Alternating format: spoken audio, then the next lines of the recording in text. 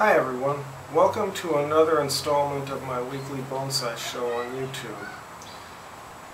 This week we're not going to do much work on a bonsai.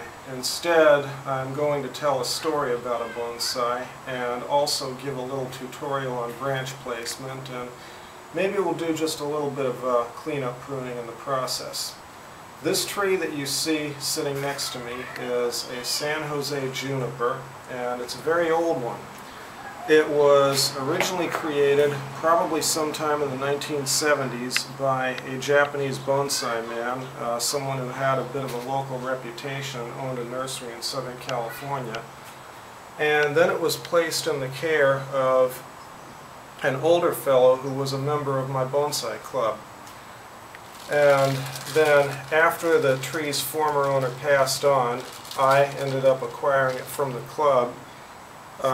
Not so much because I coveted the tree, but because the former owner was someone who I was quite fond of and liked an awful lot, and I wanted something to remember him by. Now, all great bonsais have names, and this tree's former owner's name was Fred, so I decided to name the tree after him, so this tree's name is Fred. So let's have a look at Fred the bonsai and see what we can learn.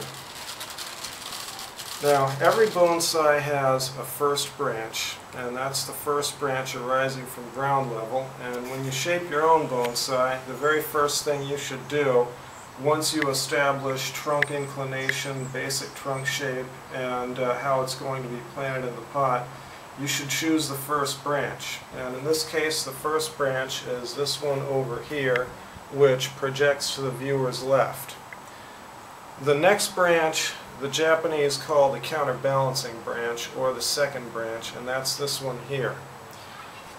The other concept I'd like to teach today is the concept of the sashi eta. That's the Japanese term for the branch that defines the movement of the tree.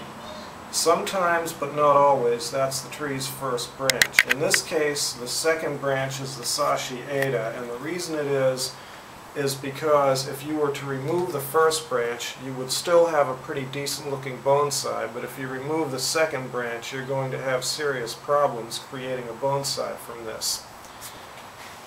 Moving on upward, the next branch we have is the back branch, which projects from the back of the tree, at least in terms of visual elevation, and then we'll get to this other branch in front in a moment. Back branches are very important on a bonsai because they give the tree its three-dimensional appearance and they give it visual perspective and depth. Now let's go back to the front and talk about the third branch, which is kind of an unusual and interesting branch.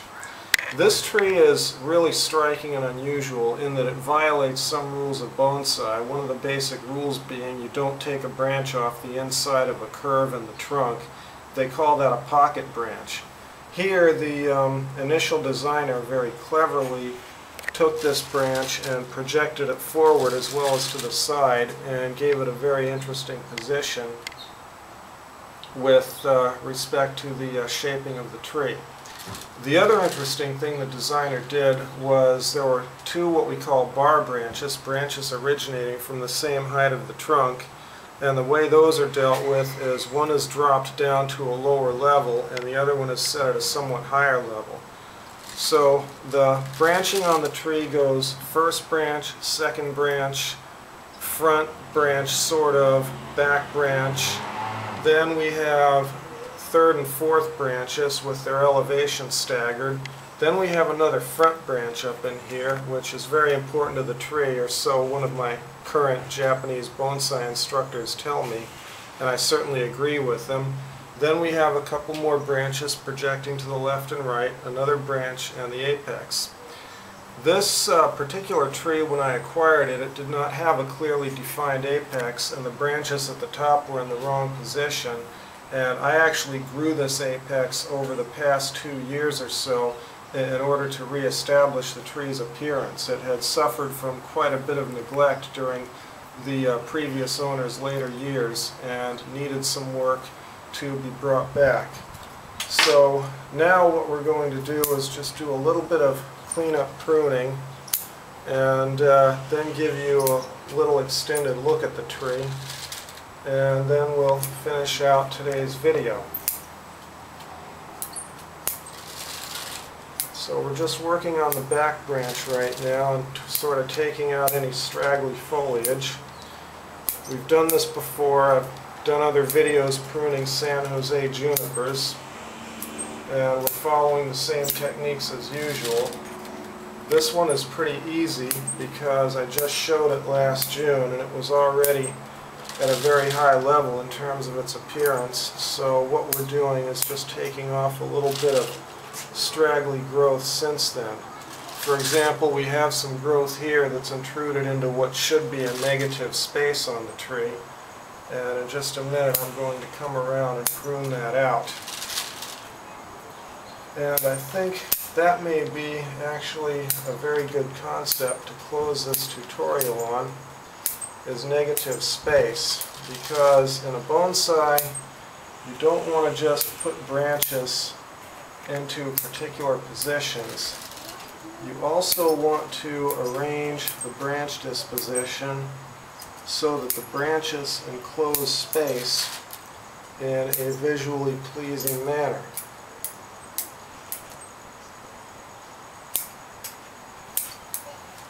Okay, we're just going to prune just a little bit more off of here. Just a little bit of summer's growth that got a little straggly. And I think that about does it. So let's circle the tree very slowly and take a look at it.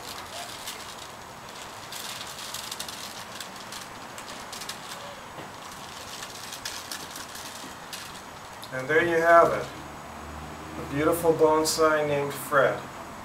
Thank you very much for watching, folks.